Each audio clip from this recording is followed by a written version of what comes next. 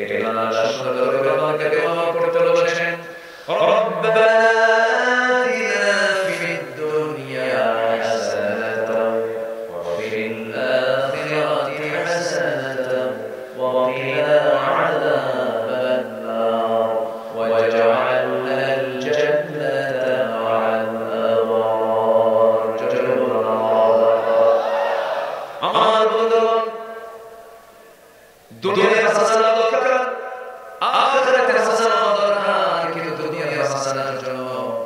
আখিরাতকে সামনে রেখে সুন্দর করতে হবে আমার নামাজ আমার রোজা আমার ইবাদত আমার সমস্ত কার্যক্রম সম্পূর্ণ আখিরাতকে কেন্দ্রিক করতে হবে আখিরাতকে টার্গেট করে করতে হবে আমার ভাই এই জানাই ইবাদতগুলো করি ইবাদতগুলোর ক্ষেত্রে সমস্যাটা আছে যে সমস্ত বিষয়গুলো কোনো বাধার মধ্যে থেকে যায় তারা কোনো ইবাদত কবুল হবে না 10 তলায় কয় তলায় বলে দুই হাতে কয় তলায় 10 তলায় টাকা লাগায় শুনবে ইবাদত জলদি করে দেখো তাহাজ্জুদ জলদি করে দেখো জিকির জলদি করে দেখো লম্বা লাগায় দেখো সুন্দর সুবহানাল্লাহ লাগায় দেখো কোনো কাম হবে না তাসবিহ করে কোনো কাম হবে না যে ইবাদতটা দশটা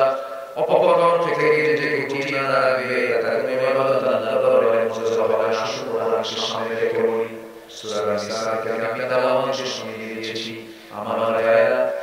কোন বান্দা কোন ইবাদত কোন বান্দা কোন ইবাদত কবুল হবে না যদি কারো মধ্যে কষ্ট হয় থেকে কষ্ট থেকে থাকে না আমার কোন বান্দা যদি থেকে যায় মুনাফিক যদি বান্দার সিনে একটা বুঝে বলা যাবে না আস্তে বলবে না শেষে নাই আস্তে বলবে না শেষে নাই 16 বছরের একটা মাথা খায় নাই এরকম আলে মানুষ আছে না একটা চোট লাগায় গায়ে খালি দিন মারছে গোগো যাওয়ার মন থেকে বলে আমি আমার জীবনের শেষ আল্লাহ আজকে শেষ করতে পারলাম তাদের নামে একটা হাদিস লাগাতে হয় গোগো যাওয়ার মন থেকে যারা পেট্রোলাইজ করে যারা প্রমোট করে আজকে সেই হাদিস তাদের নাম বলে নাকি না হয় সম্মানিত বন্ধুগণ বিগত 16 বছর যত সিস্টেম চর্চা হয়েছে ওই সময় যাদের একটা চোর লাগলো না এখন তাদেরকে এখন সদাই চোরের মায়ের বলা ঠিক ঠিক কি না চোরের মায়ের বড় বড় মুনাফিক বাদ দিতে হবে মুনাফিক মারাত্মক বিষয় তাহাজ্জুদ শেষ হয়ে যাবে এবাদত শেষ হয়ে যাবে সব শেষ হয়ে যাবে যদি মুনাফিক আচরণটা থাকে সাইয়েদনা ফারুক নাম শুনেছেন শুনেছেন কয়বার খলিফা বলেন দুই নম্বর খলিফা অনেক জায়গায় মাহফিলে আল্লাহ ফারুককে চেনেন কি সামনে থেকে দাঁড়ায় ছোট ছোট বাচ্চারা আমি চিনি কে আমাদের বাড়ি ধরে বাড়া তো বললাম না তুমি তো পাস করছো কারণ তোমার এলাকায় যে তোমার উত্তর দিয়েছো এমন একজন ব্যক্তি যিনি দুনিয়াতে বসে জান্নাতের সংবাদ পাবেন সেই সাহাবী দুনিয়াতে রাখবেন কে ওই সাহাবীর বাড়ি থেকে রওনা করলেন যে সাহাবীর কাছে মুজে জবান মুনাফিকদের তালিকা করলেন সাদা হাতে আছে মুজাইফা কাছে বলছে মুজাইফা তোমার কাছে আসনা দেখো তালিকা ভালো করে দেখো সেই মুনাফিকদের তালিকা সেই তালিকার মধ্যে আমার নামটা ওই নাম্বারে আছে কি টেনশন তারা করছেন তার সামনে নবী সাল্লাল্লাহু আলাইহি ওয়াসাল্লাম করছেন যদি কোনো বান্দাকে যদি চুল পরিমাণ কি বলা থাকে চুল পরিমাণ যারা পরিমাণ যদি কম করা থাকে সে জান্নাত পাবে না ইয়াদখুলুল জান্নাহ সে ব্যক্তি জান্নাতে প্রবেশ করতে পারবে না এই হাদিসটা শোনা মাত্রই সাইয়্যিদুল ফারুক হাওয়া করে কানে ভেঙে পড়লেন ছোট ছোট বাচ্চারা মতো টুকরো করে কাঁদতেছেন এমন সময় বিনা অস্থিরতা শোষণ করে জমিনে উঠিয়ে ওনার শেষের দিকে তাকায়া দুটো হাত জোর করে বলছেন আল্লাহ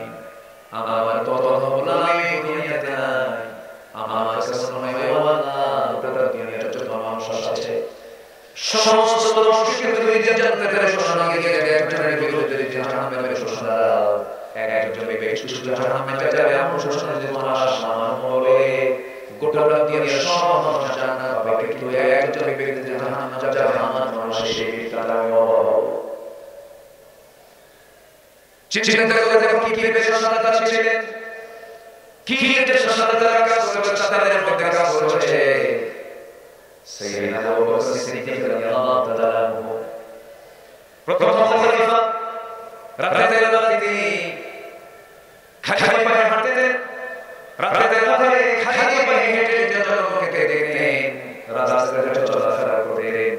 এই দৃশ্যহীন ওমর ফারুক রাদিয়াল্লাহু তাআলা দেখে বলছেন ভাই আবু বকর প্রত্যেকটা রাতে জনগণকে দেখানোর জন্য আমি খালি পায়ে হেঁটে চলেন এই যে পাথরগুলো আছে পাথরের সঙ্গে হাঁটতে গেলাম না পা ফেটে যেতে পারে রক্ত বের হতে পারে চামড়া ফেটে গিয়ে রক্ত হতে পারে যুদ্ধ করে হাঁটলে আমাদের কষ্ট না তিনি বললেন ওমর রাতের বেলা আমি খালি পায়ে হেঁটে হাঁটছি আমার যে খরচটা এই কথা নিয়ে যখন হাঁটবে আওয়াজ যদি এই আমার একটা নবীদের কানে চলে যায় আর মোহনটা ভেঙে যায় কেমন দিন আখেরে কারণে দাঁড়িয়ে তার জবাব দিতে হবে সুবহানাল্লাহ তাহলে সাইয়েদনা আবু বকর জনগণের ঘুম যেন ব্যাঘাত না হয় রাতের আধারে খালি পায়ে হাঁটেন আর আমার দেশে সুসেনা আছে কোন এলাকায় সোনা দিতে আসে সামনে 50টা পিছনে 50টা মোটরসাইকেল মন্দিরে আসবেন যমুনা সেতু থেকে মোহনবাজার পর্যন্ত সব গাড়ি ঘোড়া বন্ধ এই শিক্ষা খলিফা শিক্ষা নয় ঠিক না শিক্ষা খেলাধুলার দায়িত্ব পালন করার পরের দিন থেকে তিনি তার প্রতিবেশী যারা স্বামী ছিল সন্তানাদি কেউ ছিল না একটা বুড়ি মহিলা সেই বুড়ি মহিলার ঘরে তিনি প্রত্যেকটা রাতে যেতেন ফজরের ইকরাম দিয়ে ফজরের ইকরাম দিতে তার ঘরে ঢুকতেন রান্না বান্না করে দিতেন খাবার জোগাড় করে দিতেন কাপড় চোপড় ধুয়ে দিতেন সব কিছু প্রস্তুত করে তিনি ফজরের ইকরাম দেবে হয়ে মসজিদ নববীতে নামাজের দায়িত্ব পালন করতেন সাইয়েদনা ওমর ফারুক একদিন ওই মহিলাকে খেদমত করার জন্য দরজা দিয়ে বললেন বুড়ি মহিলা দরজা খুলুন খেদমত করবে নাকি বুড়ি মহিলা ভিতর থেকে বলছে কে আপনি চিনেন না তবে সসনা নিয়ে আমার খেদমত করার জন্য আসলে সে খেদমত করে চলে এসেছে সাইয়েদনা ওমর ফারুক নামাজ চিন্তা করলেন ওই লোকটা কি যে লোকটা সমাজে চলে আসে ইন্দ্রের ঘরে খেদমত করার জন্য খুব চেষ্টা করার জন্য দুই তিন চার পাঁচ দিন তিনি রাতে থেকে আড়ালে থেকে জানার চেষ্টা করেন ধরে ফেলেন তিনি অন্য ব্যক্তি তিনি বসেছেন রাসূলের নামে বলেছে সাইয়েদনা আবু বকর ওমর ফারুক তাকে রাতে দিন বসেছেন আমিরুল মুমিনিন আমাদের হাদিস সুরাত দিয়ে সব জানি করবে রাসূলের কাজ করবে তখন সাইয়েদনা আবু বকর বলেন হাসরের ময়দানে আমার তোমার পেছনে যাবে না তো কাজ করতে দাও দুই বছরের খেলাধুলার দায়িত্ব পালন করলেন তিনি দুনিয়া থেকে বিদায় নিলেন সাইয়েদনা ওমর ফারুক খেলাধুলার দায়িত্ব পালন করলেন তিনি শুরুর দায়িত্ব নিলেন ওই মহিলার প্রতি দায়িত্ব সেবা করার জন্য খেদমত করার জন্য নিয়েছেন শেষ রাত্রিতে দরজা না করলে দরজা খুলে ফিরে গেলেন মহিলার কাপড় চোপড় ধুয়ে খেদমত করলেন সম্পূর্ণ করে খাবার রেডি করে দিয়ে তিনি চলে এসেছেন বৃদ্ধা নারী বৃদ্ধা মহিলা খাবার খেতে বসেছেন খেজুরের একটা মুখের মধ্যে দিয়েছেন খেজুরের মুখের মধ্যে দিয়ে যখন দেখতে পেলেন খেজুরের মধ্যে বীজ তিনি চোখের পানি ফেলতে ফেলতে বলছেন বুঝতে পেরেছি আমার আগের হাতে আমার দুনিয়া বেঁচে যায় কারণ সে আমাকে খেজুরগুলো দিত খেজুরের বীজগুলো ফেলে ফেলে আমাকে খেজুর সারা বীজ সারা খেজুর আমার সামনে দিত বলে সুবহানাল্লাহ আমার ভাইরা আমার বন্ধুগণ কি তাদের চিন্তা চেতনা ছিল কি তাদের ইখলাস ছিল তাদের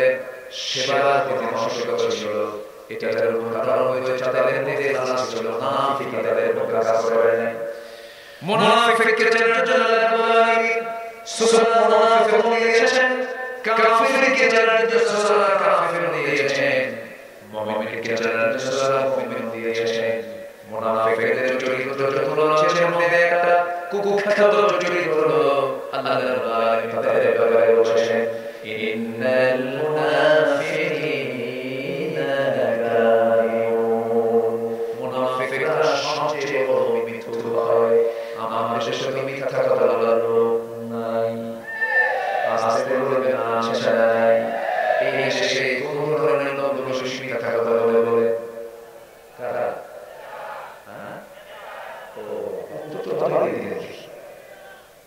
কিন্তু ঘুরে ঘুরে ঘুরে তাদের দিকে যায়